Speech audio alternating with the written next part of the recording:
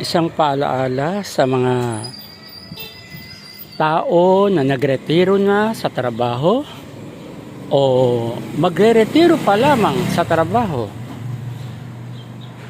Ako ay nagpapaalala sa inyo dahil sa panahon na nangyayari ngayon sa buong mundo. Una-una na po dito sa ating bansa, sa Pilipinas, ang lahat po ng bilihin ay nagsitaasan na. Sobra po ang taas ang ating bilihin.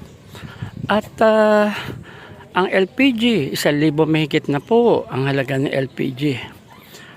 Ang asukal, ang kape, ang bigas, lalong-lalo na, ay napakaraming pagtaas. Kaya ang mga taong mahihirap, na alam natin na umaasa lang sa sweldo at sa kaunting barya ng kanilang nakuha mula sa GSIS o sa SSS, dito po yan sa Pilipinas, ay sadyang talagang hikahos sa pamumuhay. Kaya po, isang paalaala po ito sa mga taong nais magretiro o nagretiro na mula sa kanilang employer o mga trabaho. Dahil sa hirap ng buhay, hindi natin alam kung hanggang kailan matatapos ang krisis na ito sa ating buhay. Ano po ang dapat natin gawin? Kung kayo po ay nagpaplano na magpagawa ng bahay o renovation, ang suggestion ko po sa inyo ay ipagpaliban muna ninyo. Kung kayo naman ay nagpaplano na mag-franchise sa isang kumpanya, malaking kumpanya, negosyo, sabihin natin, ay itigil muna ninyo. Mas bigyan nyo ng priority ang inyong pamilya, ang inyong mga sarili. Tandaan po natin, napakahirap ng buhay dito sa Pilipinas. At yan po ay buong mundo na ang nangyayari dahil sa kaguluhan na nangyayari sa Middle East. At alam natin, mga kaibigan, na hindi biro ang nangyayaring ito sa bawat bansa. Pag-usapan po natin muli ang Pilipinas. Yan po ay isang hamon para sa atin. Gawin natin na maging masinop sa buhay. Hanggat maaari, kung hindi naman kailangan, tigilan muna ninyo ang pag-order sa mga online, mga bagay na hindi naman kailangan bilhin. Huwag muna po. Unahin muna ninyo ang bigas, asukal, at ang lahat ng mga pangunahing pangangailangan sa ating tahanan. At siyempre, huwag po nating kalimutan na mag-ingat sa ating kalusugan sapagat hindi biro ang magkasakit.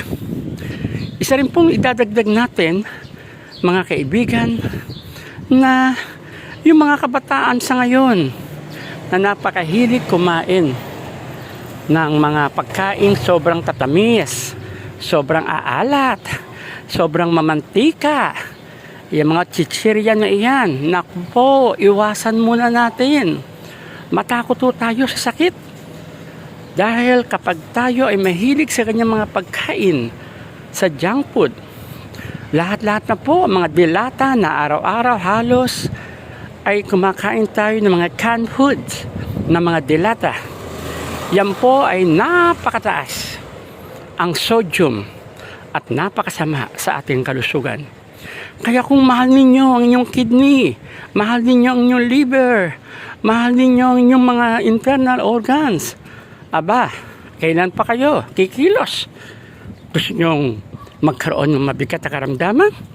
Sa panahon po ngayon, wala pang 20 years old, dinadialysis na dahil sa mga pagkain ipinapasok nila sa katawan.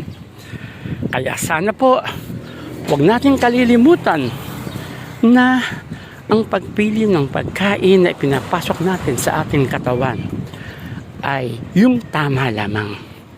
Suggestion ko na rin po, lakasan po natin ang pag-inom ng tubig sa umaga. Hanggat maaari, pagkagising ng umaga, malagamgam, 1 baso hanggang 2 baso. na tubig ang inumin. Lalo na po sa mga taong wala namang karamdaman. Sabi po nga natin, prevention is better than cure. So, kailan pa kayo iibag? Kailan pa kayo magsisimula na mag-ingat sa inyong kalusugan kung huli na ang lahat? Tandaan ninyo, mga kaibigan, minsan lang po tayo mabuhay sa mundo. At ang minsan na ito ay ating pong pahalagahan, ating pong ingatan na huwag tayong magkasakit. At isa pong paksa pa na gusto kong ibahagi sa inyo. Dahil sa sobrang taas ng bilihin, huwag tayong maging magastos. Kung may ulam po tayo sa hapagkainan, sabihin nating almusal, o meron kang sinanag na kanin, o ano bang dapat iulam, o may perito kang itlog, fried egg. So okay na po yun. Ngayon, kung sobra-sobra naman ang pera, sobra-sobra ang yaman mo, siyempre po, hindi yan mauubos agad. Kaya, okay lang, walang problema. Basta marami kayong pera. Dahil, ang pera ay sa panahon natin ngayon ay napakahalaga. Dahil sa nangyayaring ito, sa ating bansa at sa mga bansa pa, marami ang nagugutom. Maraming mga tao ang nahihirapan. Kaya kung ikaw ay mayaman, sige lang po, kung kaya nyo gumastos ng malaki, wag lang po tayo mangungurakot, ha? Dahil po ang kurakot ay masama. Dahil alam natin, sabi nga, darating araw, may karma sa buhay natin. Ito pong realidad ng buhay na nangyayari sa atin. At saka isa pa, idagdag natin, kung kayo po ay pupunta lang 1 kilometro lang ang layo mula sa inyong tahanan, sabihin natin pupunta kayo sa isang grocery o talipapa o supermarket, wag na ho kayong sumakay, lalo na kung ikaw naman ay hindi pa naman masyadong matanda. Lakad-lakad lang po tayo, galaw-galaw lang po tayo mga kasenyor. Kaya ang kalusugan ay ingatan. At sana po ay hindi tayo magsisi sa pandang huli. Sapagkat muli inuulit ko, minsan lang tayo mabuhay sa mundong ito. Huwag natin kalilimutan, health is wealth. Ang tunay na kayamanan natin ay tayo ay walang karamdaman. At siyempre pa, ingatan po natin ang ating kalusugan. Huwag maging magastos, huwag maging materialistic, sapagkat mahirap po ang buhay sa panahon ngayon. Dahil 2026, ito ang hirap na nangyayari sa ating bansa. Bansang Pilipinas, lahat ay tumataas dahil sa pagtaas ng gasolina, kaya lahat po ay tumaas. Pati asin, kamahal na rin po. Wala nang 10 piso, wala na 5 piso.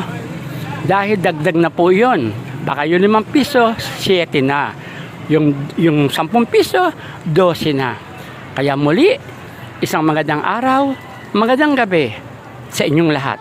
Pagpalain nawa tayo ng Panginoong Hesus. Mag-ingat po tayo at huwag pababayaan ang ating mga sarili. Sana po magustuhan ninyo ang video ko ito. At huwag niyong kalimutan na mag-subscribe kung kinakailangan.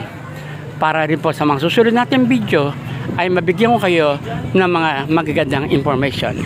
God bless us and ingat-ingat lang po tayo.